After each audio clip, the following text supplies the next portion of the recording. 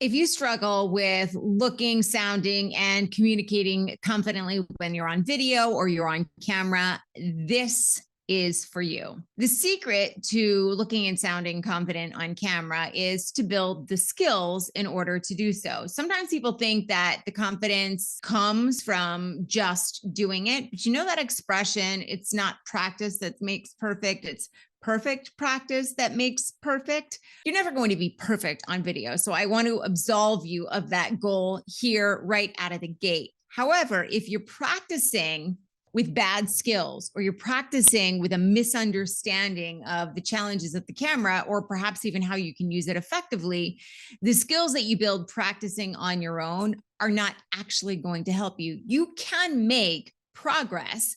It's just going to take you longer, and it's going to be a little more painful. And you won't know all of the things you can do and all of the different avenues you can explore when you're communicating. We have a tendency, there are people who network in person beautifully, who speak on stage beautifully, but put them in front of a camera and they just crumble. And it applies to their social media posts as well. They become more robotic. They get a little more timid. They sort of just blurt out their opinion or what it is that they do. They regale us with a virtual white paper, if you will, of their resume. And that doesn't speak to anybody. You're using your ability to communicate on camera, whether it's live, whether it's recorded, whether it's for a media opportunity, whether it is to external or internal stakeholders, to your team. You're using it to replicate the way that you would normally communicate with someone when you are in front of them.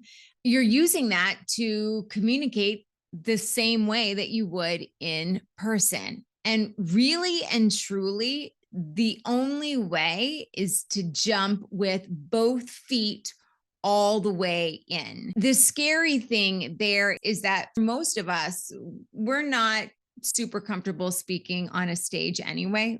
I know I've been there 100%.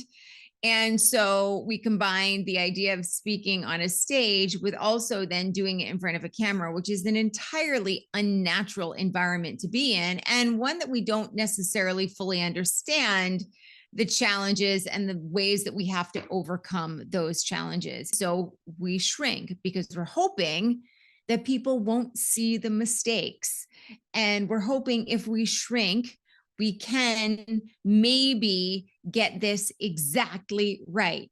And while you don't want to ramble and you don't want to be superfluous, you do want to understand that video is human and it's a great place to connect with an emotional component. So if you're timid, or you feel awkward, or you feel shy, you don't know the skills, it's very hard to jump both feet in. Think about the first time that you tried to ride a two-wheeler bike. Did you start off without training wheels? That would have been jumping with 2 feet right in.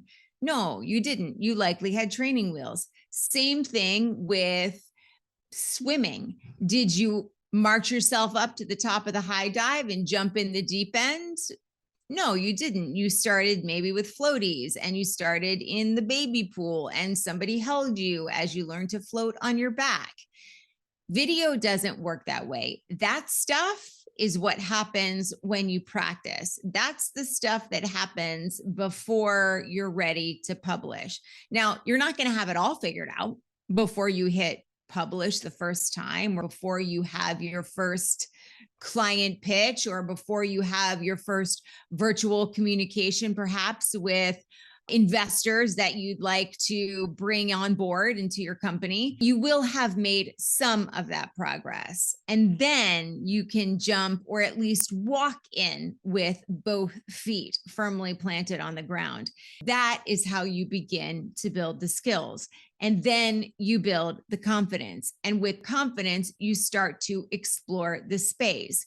And when you're exploring the space, you're thinking about how you can best communicate this particular thing to your audience, whether it's a joke, whether it's a story, whether it's some important fact or data.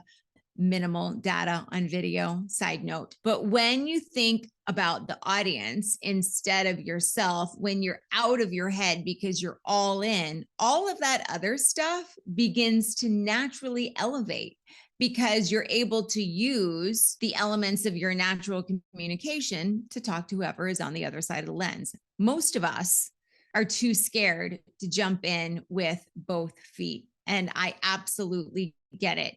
When you see somebody make a terrible presentation, or you see somebody who absolutely whiffs it when they're up on the stage, in your mind, often there is a diminished sense of credibility. I'm here to tell you that there is very little, though, that cannot be fixed. Unless the mistake is egregious, there's very little you cannot correct. It's better, though, to know what you're doing before you jump in.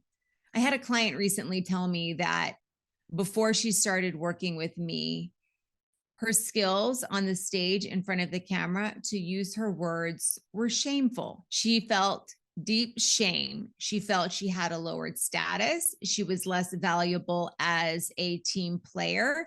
This is something she'd struggled with her entire life. She has about 10 to 15 years left in her career before she'd like to retire. And she realized this is something that she's never, ever taken the steps to fix. And now she's really scared, but she knows her stuff. And so we're working on skills that will allow her to jump with both feet into communicating effectively on camera. And if you'd like to learn how to do the same, you can book an on-camera confidence strategy call using the link below in the comments. Thanks for watching. We'll see you in the next video.